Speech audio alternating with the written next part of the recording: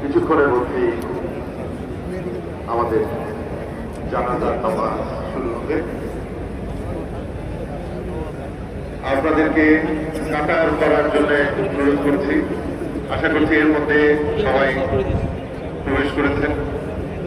লক্ষ লক্ষ ভক্তের মানুষের সমাগমে মুখর আমাদের এই মানিক মে অ্যাভিনিউ।